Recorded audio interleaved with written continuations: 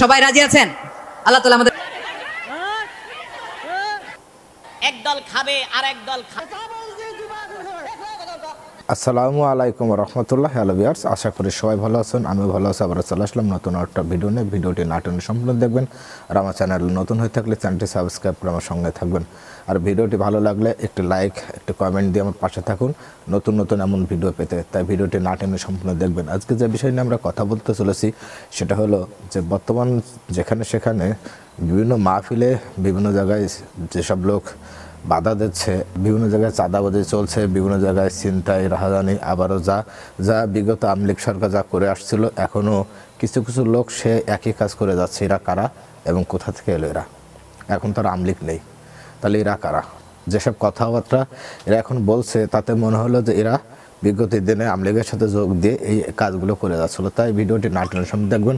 আজকে ভিডিওটি খুব গুরুত্বপূর্ণ ভিডিও হতে চলেছে। তাই গাইস, চলুন বেশি কথা বাড়াবো না। যেখানে যেখানে এই ঘটনাগুলো ঘটেছে আমরা সেই সব বিষয়গুলো দেখে আসবো। তাই ভিডিওটি না টেনে সম্পূর্ণ ভিডিও দেখবেন।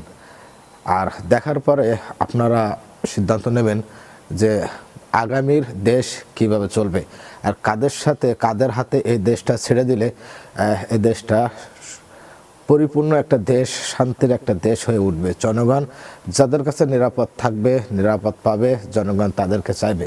আর যাদের কাছে নিরাপদ না দেশ, জাতি, দেশের লোক, নিশ্চয়ই তাদের জনগণ ভোট দেবে না কিংবা তাদেরকে সরকার হিসেবে সামনে আনবে না। তাই গাইস, ভিডিওটি না টেনে সম্পূর্ণ দেখবেন। আর আমার চ্যানেলে নতুন হয়ে থাকলে চ্যানেলটি সাবস্ক্রাইব করে আমার সঙ্গে থাকবেন। তার বেশি কথা বাড়াবো না। আজ যে বিষয় নিয়ে কথা বলতে যাচ্ছিলাম কিংবা যে বিষয় নিয়ে আমরা আজকে কথা বলছি সেই ভিডিওগুলো আপনারা দেখবেন। বর্তমানে পরিস্থিতি কোথায় যে দাঁড়াচ্ছে, একদল খেয়ে চলে গেছে আর একদল খাওয়ার জন্য ওত পেতে বসে আছে। কবে নির্বাচন হবে আর নির্বাচনে জিতে আবার খাওয়া শুরু করবে, এমন দল কিংবা এমন লোককে আপনারা ক্ষমতা আর আনবেন না। আমরা চাবো যে এমন কোনো দল কিংবা এমন কোনো লোক ক্ষমতা আসুক যাদের হাতে আমাদের এই দেশের মানুষ, সাধারণ মানুষ, খেটে খাওয়া মানুষ নিরাপদ। তাই ভিডিও সম্পূর্ণ দেখবেন আপনারা। দেখার পরে আপনারা হিসাব করবেন, আপনারা নিজেরা বিবেচনা করলে আপনারা নিজেরা বিচার করে দেখবেন যে দেশ কাদের হাতে গেলে দেশের মানুষ ভালো থাকবে। আমার দেশের জনগণ সবাই আমরা একসাথে বসবাস করব। কারণ যেহেতু হিন্দু, বৌদ্ধ, খ্রিস্টানের এই দেশ, সোনার বাংলাদেশ, এই দেশে সবারই জন্ম, এই দেশের মালিক সবাই। তাই আমরা চাই সব জাতি একসাথে এই দেশে বসবাস করব। তাই ভিডিওটি না টেনে সম্পূর্ণ দেখবেন। আর আমার চ্যানেলে নতুন হয়ে থাকলে চ্যানেলটি সাবস্ক্রাইব করে আমার সঙ্গে থাকবেন। তাই বেশি কথা বাড়াবো না, চলুন আমরা মূল ভিডিওগুলো দেখে আসি। কে কি কোন বিষয়ে কথা বলছে সেই ভিডিওগুলো আমরা দেখব এবং আমরা হিসাব করব যে এরা যদি ভবিষ্যতে বাংলাদেশের ক্ষমতা পায় তাহলে আবারও কি করতে পারে।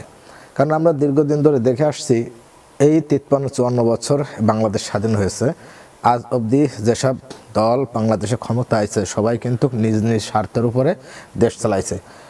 আওয়ামী লীগ সরকার কিন্তু কোটি কোটি টাকা বাংলাদেশ থেকে পাচার করেছে। খালি আওয়ামী লীগ না, অন্য অন্য সরকারও কিন্তু এই দেশ থেকে পাচার করে। বাংলাদেশের মানুষ সব দলের সাক্ষী আছে। আপনারা যদি মনে করেন যে না আপনারা কিছুই করেননি, এগুলো ভুল। আয়নাঘর আর হাওয়া ভবন দুটো কিন্তু কাছাকাছি। আপনি মনে করেন না যে বিগত দিন যা করেছেন এগুলো বাংলাদেশের জনগণ জানে না, সবাই জানে। তাই বাংলাদেশের জনগণ এখন সচেতন। তারা এমন কোনো লোককে এদেশের ক্ষমতায় বসাবে না যে আবারও একই কাজ হয়। তাই এই দেশের জনগণ এবারে নিজেদের ভাগ্য নির্ধারণ করবে, কোন সরকার ক্ষমতায় দিলে, কোন দলকে ক্ষমতা দিলে তারা এই কাজগুলো করবে না। কারণ দুর্নীতির হাত থেকে বাঁচতে গেলে সৎ লোককে ক্ষমতায় বসাতে হবে, সৎ লোকের শাসন লাগবে। আল্লাহর জমিনে আল্লাহর আইন দিয়ে দেশ চলবে, সৎ লোকের শাসন লাগবে।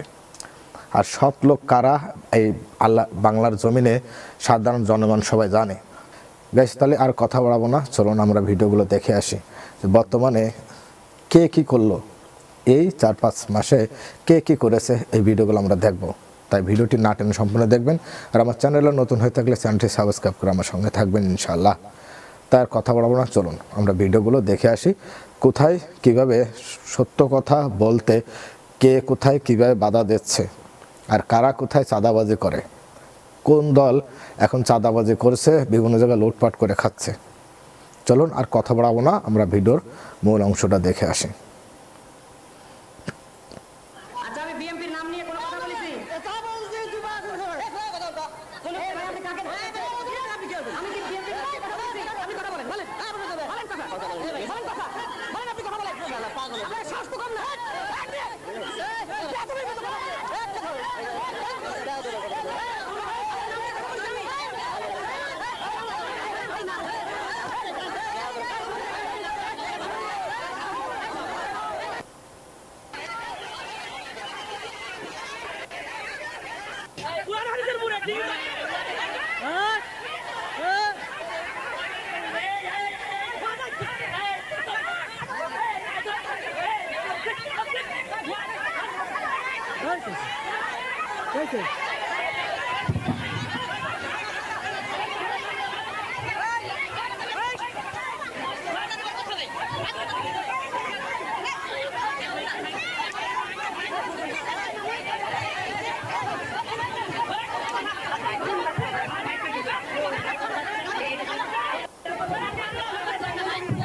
দল খাবে আর এক দল খাওয়ার জন্য বসে থাকবে।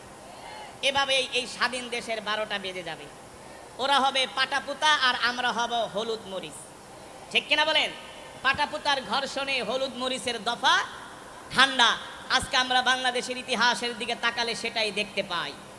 আগে ওরা খাইছে, এখন এরা খেতেছে নাকি? কর্মী এরকম ভুল উপলব্ধি করছেন, তাদের বিভিন্ন আচরণের জন্য বিভিন্নভাবে বিভিন্ন জায়গায় দল ক্ষতিগ্রস্ত হচ্ছে, দলের ইমেজ ক্ষতিগ্রস্ত। আমাদের কিছু কিছু সহকর্মীর মনে 5 তারিখের পরে একটি অদ্ভুত নতুন একটি অনুভূতি এসছে। কি?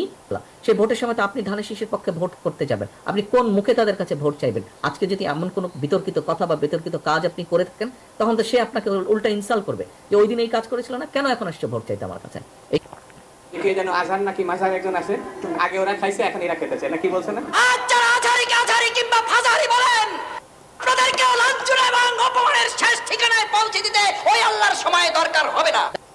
মিজানুর রহমান আজহারের সমালোচনা করে একজন গিবত কমিটির সভাপতি বলছে মিজানুর রহমান মাথার দাম নাকি মাত্র 10 লাখ টাকা। আমরা বলতে চাই এই সব ক্ষমা করে আওয়ামী লীগের দুষ্কৃতিকারীদের আশ্রয় দেওয়ার জন্য আমরা স্পষ্টভাবে জানিয়ে দিতে চাই, আপনারা ভুসুম ভাষা মেত করেন না, এত সিট আপনাদের নাই। ভোট করলে দিনের পরে 0 দিনে 30 হয়, 30কে 2 দিয়ে ভাগ দিলি হয় 15 সিটের মালিক আপনারা হন নাই। তাই আমার নেতা বলেছে আমরা জাতীয় সরকার করতে চাই। আপনারা আমাদের আন্দোলনের শরীক ছিলেন, আপনারা আমাদের সাথে থাকুন। 15 দিয়ে 2 দিয়ে ভাগ করলে হয় 30, 30কে 4 দিয়ে ভাগ করলে হয় 45। আপনারা 45 সিট পেতে পারেন, কিন্তু 2-3 সিটের চিন্তা করার দরকার নাই। আমরা এই দেশটাকে আমার নেতা তারেক রহমান সুন্দর করে শহীদ রাষ্ট্রপতি জিয়াউর রহমানের স্বপ্নের সোনার বাংলা গড়ার জন্য একটি পরিকল্পনা নিয়েছে।